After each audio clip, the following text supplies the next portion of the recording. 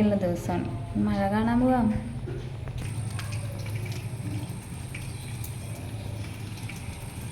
ഇത് വീടിൻ്റെ ബാക്ക് വശമാണ്. മഴ നേരത്തെ വന്നു പോയി, അതിൻ്റെ ഒരു ചെറിയൊരു പാറ്റലുണ്ട്. അപ്പം മഴയും കഞ്ഞിയാണ് ഇന്നത്തെ ഡിഷ്.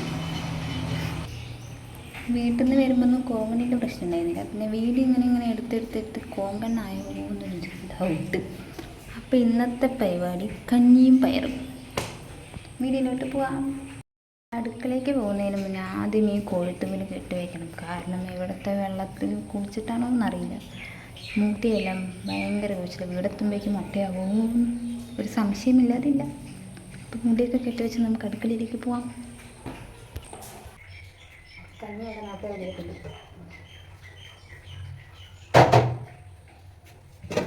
കഞ്ഞി ആദ്യം നോക്കാം.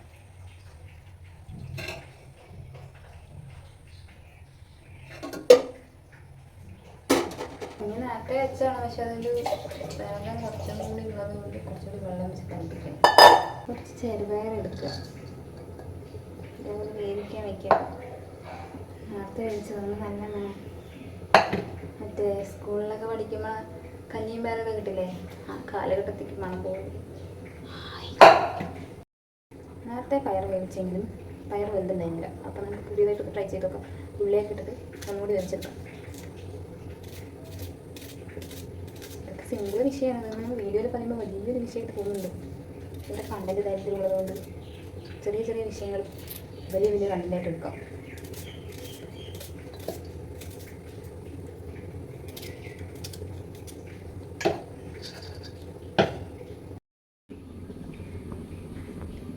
നമുക്കിതിനാവശ്യമായ വെള്ളം, ഉപ്പ്, ലേശം വേണമെങ്കിൽ മഞ്ഞൾപ്പൊടി ഇടാം, അല്ലാത്തവർക്ക് മഞ്ഞൾപ്പൊടി ഇടണ്ട. പച്ചമുളകൊക്കെ ഇട്ടിട്ട് വേവിച്ചെടുക്കാം. അത് വെന്ത് വരുന്ന സമയത്ത് ഞാൻ ഈ ജനാലിലൂടെയാണ് പുറത്തുള്ള കാഴ്ചയൊക്കെ കണ്ട് രസിക്കാറുള്ളത്. അപ്പോൾ കുറച്ച് നേരം അവിടെ ഇരുന്ന് കാഴ്ചകളൊക്കെ കാണായിരുന്നു. കുറച്ച് നേരം അവിടെ ഇരിക്കും. വഴി കൂടെ വണ്ടി പോകണമെന്നെല്ലാം കണ്ടിട്ട് ഇങ്ങനെ ഇരിക്കും. വേറെ പണിയൊന്നുമില്ലല്ലോ ഇവിടെ. എൻ്റെ ഓരോ കലാപരിപാടികൾ കഴിയുമ്പോഴേക്കും കഞ്ഞി റെഡിയായി, കഞ്ഞിയും പയറും റെഡിയായി. അപ്പം ഞങ്ങൾ കഞ്ഞിയും പയറും കഴിക്കാൻ പോവാണ്.